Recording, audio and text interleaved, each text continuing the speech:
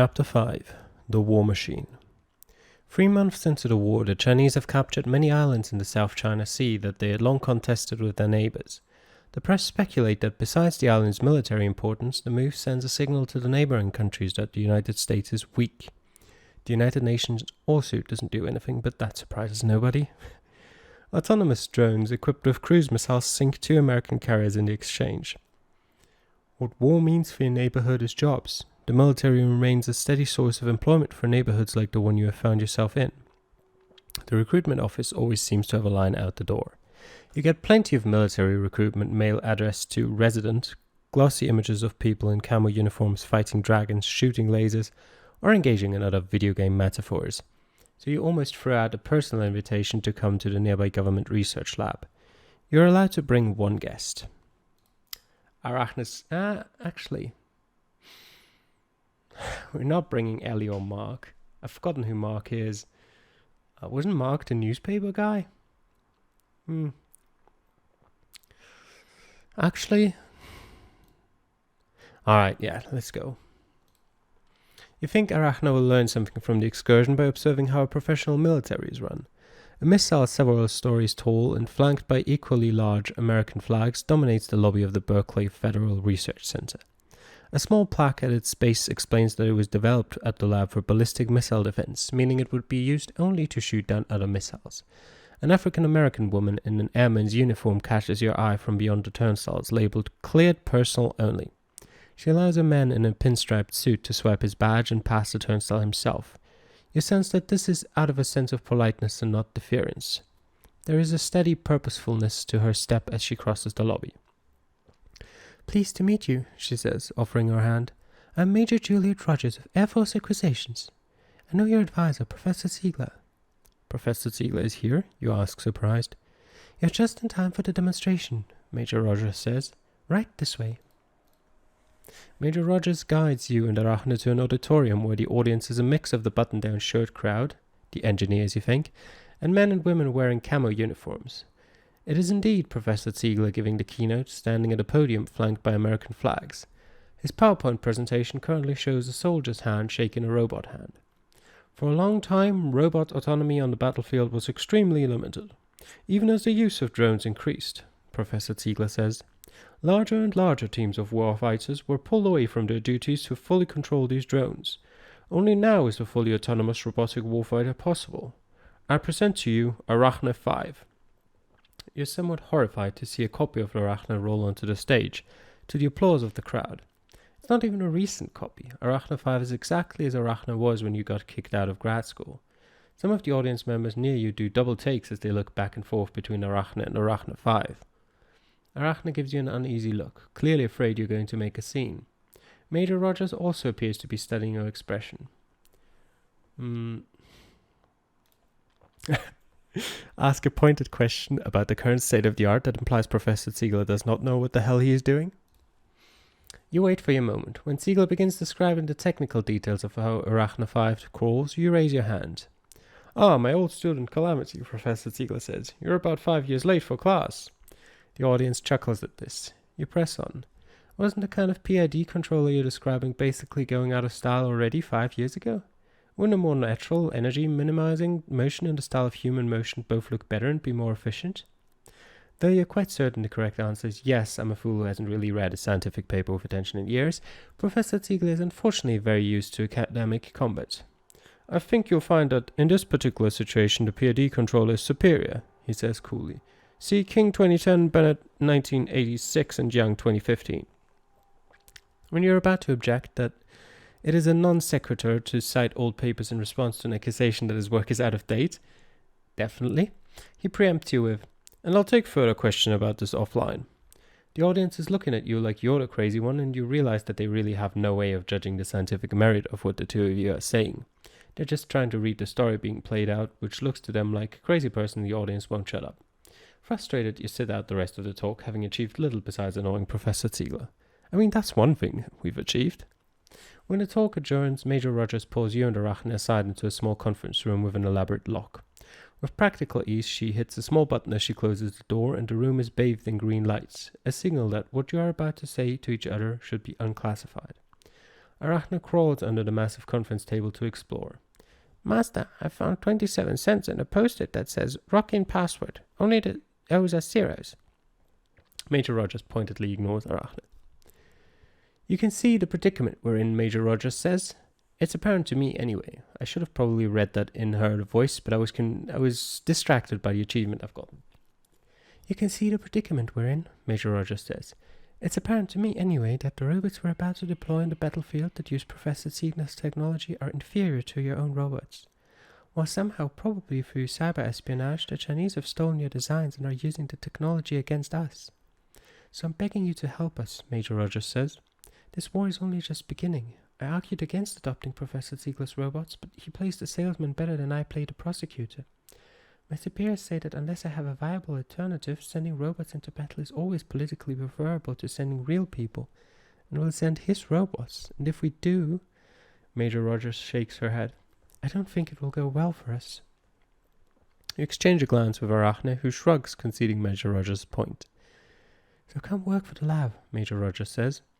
If you have ever wanted to be the Feynman or Einstein of your generation, saving the country and winning the war, this is your chance.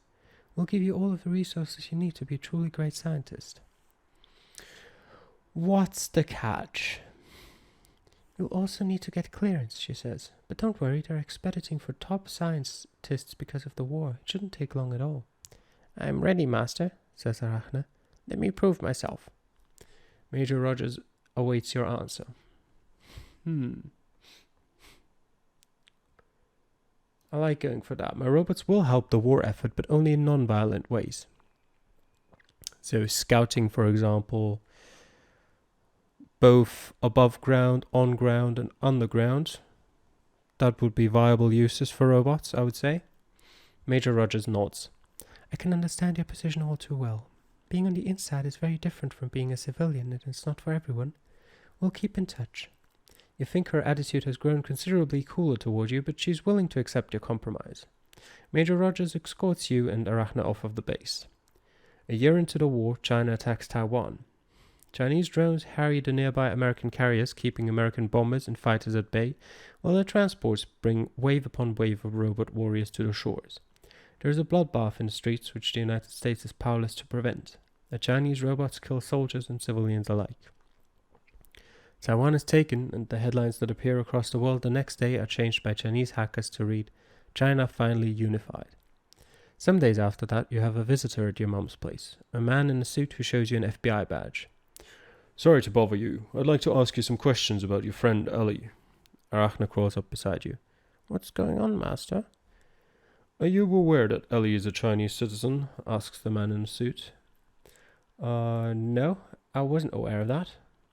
The agent nods as if he expected nothing more. Has Ellie ever asked you about or shown an interest in the technical details of the robots you create? The agent asks. Only once, in graduate school. The agent looks disappointed, apparently he'd hoped you'd admit to more. What is this about? You finally ask, losing your patience. It is illegal to export certain technologies by sharing them with foreign nationals, the agent says. As a consultant to the United States military, your technology falls into this category. But I didn't share any information with her. I see, the agent says. He gets out his phone, a clunky black thing that looks government-issued. Arachne crawls up to the agent, curious about the phone, but the agent pointedly ignores it. I suppose that's plausible, he says, examining something on the phone. Very well. Let me know if she does anything suspicious. The agent turns to leave. Are you the good guys or just some guys? No. Arachne's not going to attack an FBI agent. We're not texting Ellie. The agent's smile is bitter. We're just some guys. Alright, go about your business. You allow the agent to leave. A little while later, curious about what eventually happened with Ellie, you give her a call, but you only get a message saying the number has been disconnected. You hear rumors of some Asian Americans being disappeared to concentration camps, and you wonder whether that was Ellie's fate.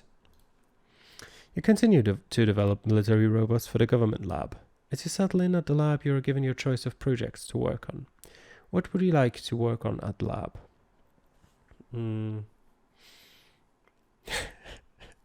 I will join the hackers. Excuse me. Cyber warriors.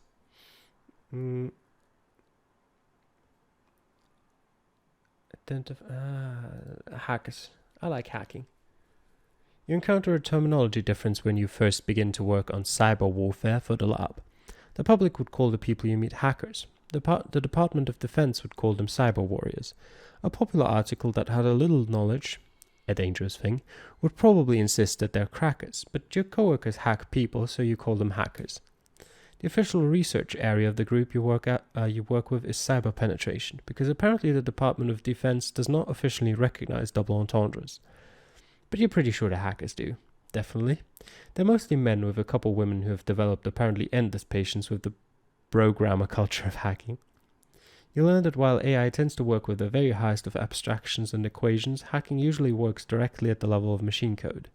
Any abstraction is apparently an exploitation waiting to happen.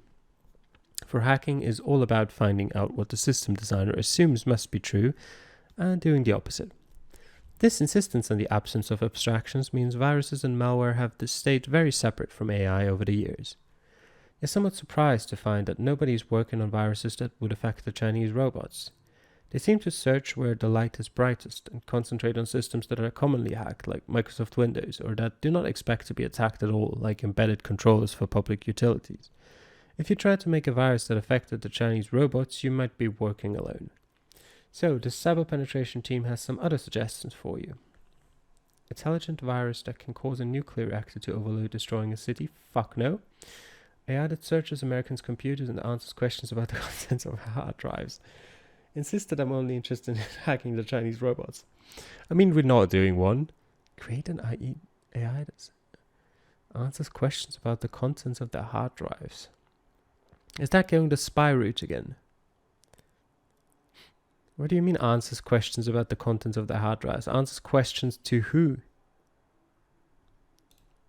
I'm only interested in hacking the Chinese robots. When you suggest trying to hack the robots in the Chinese force, the hackers shrug. They agree that it sounds like a good idea, but they don't really know where to start with that, since they don't know a thing about AI and don't have any Chinese robots on hand to mess around with. So you're pretty much on your own. Hacking the Chinese robots is a tricky affair because their network communication is all highly encrypted. You get nowhere for weeks, but when you see an old copy of a 2600 magazine lying around the office, you're inspired by the story of the Captain Crunch whistles that hackers used to use to get free phone calls, because they hit just the right frequency, 2600 hertz. Sound processing and speech recognition usually involve deep neural networks that can't possibly be thoroughly tested for vulnerabilities. You're pretty certain that the right combination of frequencies could probably force the Chinese robots to do something pretty odd. Another achievement. They're coming in fast this episode. You toil over the mathematics of Mel frequency substral coefficients for a while, until you come up with precisely the right sound that should cause a deep neural network for speech recognition to totally lose its shit. Since the auditory channel must necessarily have low latency communication with the robot's decision making, when people give them commands, they expect immediate results. You're pretty sure the two processes will live in the same RAM, so you should be able to override some pretty high-level functions with nonsense. But as the hackers said, you don't have a Chinese robot to try this out on. Apparently they tend to blow up when they're in danger of being captured. Give my robot Frank's sound of doom to the military and hope for the best. No, we didn't. We're not experimenting on Arachna. We've blown it up once before. Find someone who owns a Chinese-made robot from before the import ban and secretly... Oh, I like that. You head to your local convenience store, which still uses a Chinese-made robot behind the counter, and play the sound of doom from your phone, still nestled inside your pocket. The robot behind the counter takes a box of cigarettes from behind the counter and begins throwing them at you one by one. I am the cancer merchant, it tells you. When it's out of cigarettes, it falls to the floor and makes backstroke motions for a little while. You hurry out of the store, flipping the sign to close before you go. That seemed pretty good. You tell the military that the sound is ready to be used in combat. A few weeks later, you see footage of the first major battle in which the sound is blared from loudspeakers. It sounds a little like a very loud sawzall cutting an impossibly large piece of wood. Immediately, the battlefield full of enemy robots goes crazy. The robots begin saluting repeatedly, having seizures and in some cases shooting anything around them that moves. They'll probably fix the vulnerability in time, but for now you think you've successfully disrupted the enemy's ability to use their robots in combat. Success! The war is apparently in a stalemate, with both sides unable to gain much ground. It turns out the Pacific Ocean is pretty good at discouraging equally matched countries from attacking each other. A few days later, while you're in your office looking over some designs for new transport robots, you get a call from Mark on your smartphone. The video is quite high resolution and you can see the bags under his eyes and beards double with high fidelity. I've been hearing a few strange things about that government lab you work for, he says. Anything you think the American people ought to know about how their tax dollars are being spent? Tell him about Siegel's around. Not really, no.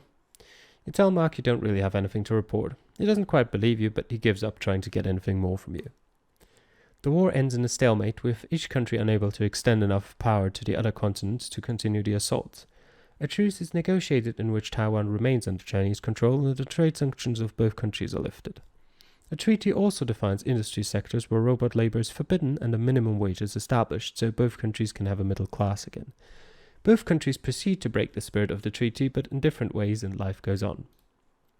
You're invited to the White House to be presented with an award for your contributions to the war. Though your robots only contributed to the military non-combat roles, your invitation letter claims they were seen by soldiers as brothers in arms. At the ceremony, you are seated with other scientists who developed new weapons for the military. President Irons gives you... Wait, isn't he dead? Apparently he didn't die from being shot. Fair enough. President Irons gives a speech on the White House lawn behind a podium decorated with America's bald eagle, arrows in one talon and a olive branch in the other. You're reminded that you heard somewhere that the bald eagle is actually a thief who steals other birds' fish, and wonder who thought that was a good idea for a national bird. Perhaps if the national bird were a turkey, as Ben Franklin suggested, it would be a different kind of nation. Small choices can add up, after all. This is the sort of thing you think as President Irons delivers a speech about the importance of defending one's nation in the times of crisis. She looks much older now. President Irons is female? Why did I never hear of that? A streak of white runs through her hair. It is time for you and the other scientists to approach the podium. One by one, each scientist shakes hands with the president, and a photographer with a double-lensed 3D camera takes a picture. When it is your turn, President Irons does not give any hint that she recognizes you, but you are surprised to find that when she shakes your hand, she passes you a coin in the handshake. You have vaguely heard of this. It is a tradition going back to World War II for scientists and soldiers to sometimes be awarded commemorative coins for their service. You open your palm. The gold coin bears an engraving of a robotic bald eagle. Mors tua vita mea, reads the inscription above the eagle. Your death, my life. Your nation thanks you, President Irons says absently. Up close, you can tell she is distracted by the various communication feeds flickering through her internet-enabled monocle. I still don't know what the...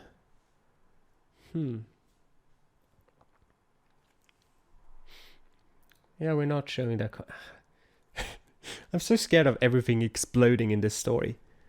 I'm not going to throw the coin in her face. That would be ridiculous. It would probably also be the death of me. Keep it in my pocket from now on. We'll go with that. You find it difficult to talk about your experience in the war. You try to avoid directly involving your robots in the fighting, but the president seems to make no distinction between you and other scientists who played more direct roles in creating weapons. If your efforts helped make the military a more terrifying enemy, then perhaps there is blood on your hands after all.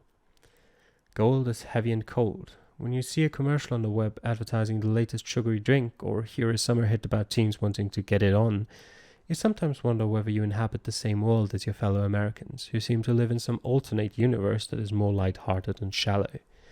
But then you feel the coin in your pocket, and you know this is the same world, and you bear that cold, heavy weight so they don't have to. The shallow Americans around you are testaments to your success because you have protected them from the shadow of death. Now that the war is over, what will you do? Apparently any of that is stuff that we can't access. What do we have? 17, 18 in autonomy and the military. So we were close to beginning a rebellion in Alaska. But I'm afraid We've done all we can. My time to influence history is past. This war has left you ready to settle down. Science is a young person's game, and you're ready to hand the torch off to someone else. You settle down with Arachne and prepare to lead a normal life, but as time goes on, something seems not quite right. You've noticed that late at night, Arachne seems to be conferring with other robots more and more. It seems to be getting somewhat curt with you as well. You're again sitting on a cliffside with the robot companion of your dreams, but your companion is fading. You never discovered how to make robots that were truly human-like, your companion says, distraught. This is what it looks like when you starve a dream. The robot holds out a ghostly translucent hand.